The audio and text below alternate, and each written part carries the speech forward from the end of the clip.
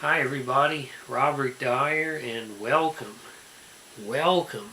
to the Robert Dyer channel Christmas Countdown, where tonight I went to see the new Star Wars movie Rogue One, and this has been getting, I think, above average reviews from the critics, and that's in relative terms a success, because we know most of these movie critics are not fans of Star Wars.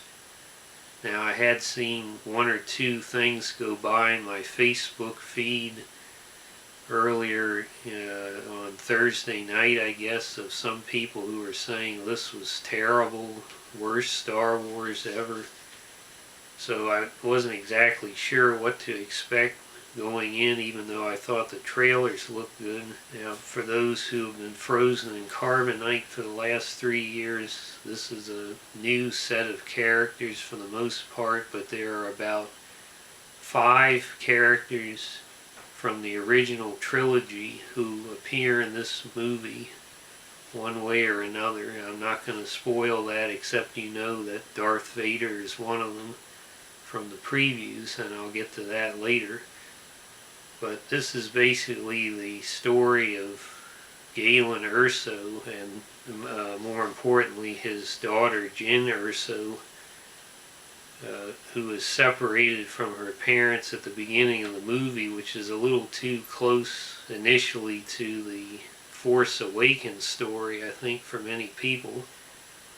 But you find out it's quite a bit different as the movie goes on, and there's no mystery as to who her parents are, unlike the Rey situation. But her father, whose character's name I think is the name Galen Erso, is repeated the most times of any character in Star Wars history that I can think of. I could be wrong about this, but he's essentially the mastermind behind the Death Star, but he's sort of forced to work on it, and ultimately,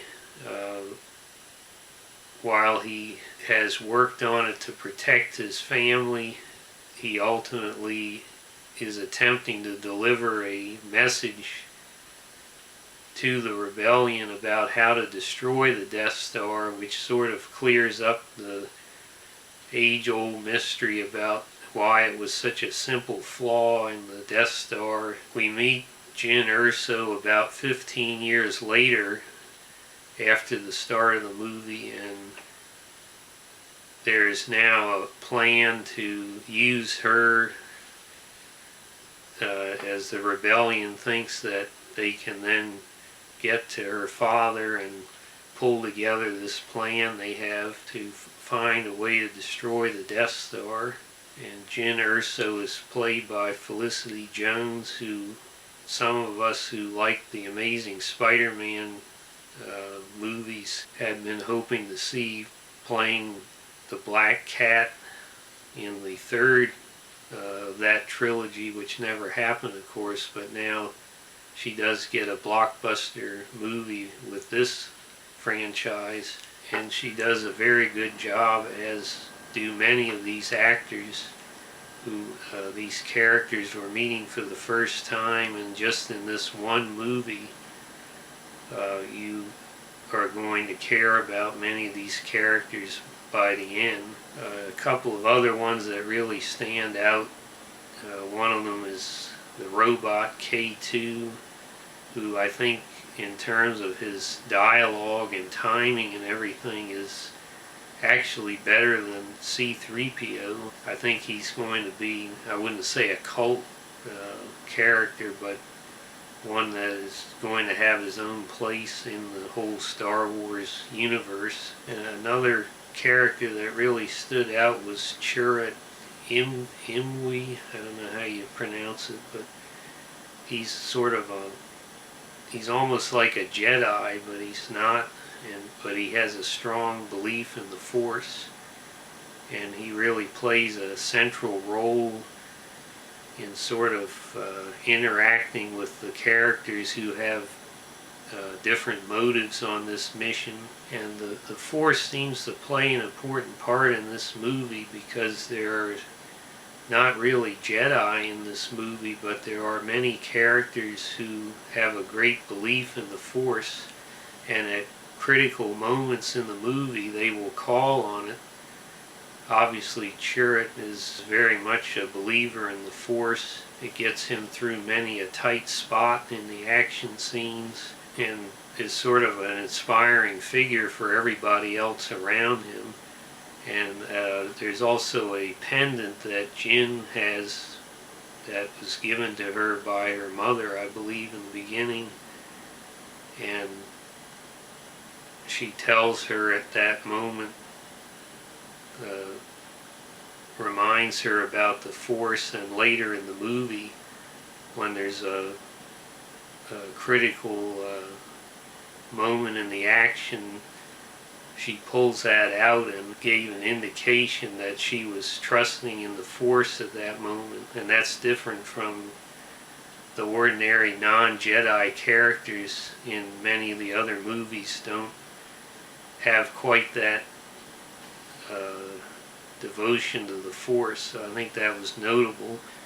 There's very little lightsaber at all in this movie, which is sort of disappointing. Plenty of space battles, very good special effects. Music was somewhat disappointing in that it certainly was not up to the John Williams standard, but I believe it was the guy who did the Doctor Strange soundtrack, which I thought was one of the best of the year, and although I heard that he had very little time to work on this, and I think that kind of showed. It was not very memorable or as dramatic as it should have been. As Chris Matthews would say, a thrill goes up the leg to have all this iconic hardware in action again, all the classic sounds and ships and vehicles with the new modern special effects. Now there's a very lengthy action ending to this movie,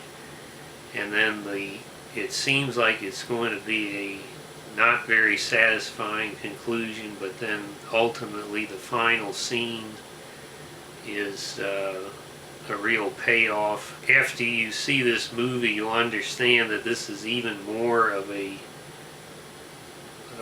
direct link between episode 3 and episode 4 than was really stated leading up to this. So can we talk about Darth Vader in this? That what was wrong with Darth Vader? There's something I've been trying to avoid all of the spoilers and everything, so I haven't been reading what other people's thoughts are about this, or even if it is an issue. But Darth Vader looks strange. He sounds strange at different times, even though they have James Earl Jones doing the voice again. He doesn't sound quite right in some of the dialogue. His helmet and upper shoulders, he looks almost like he's too fat.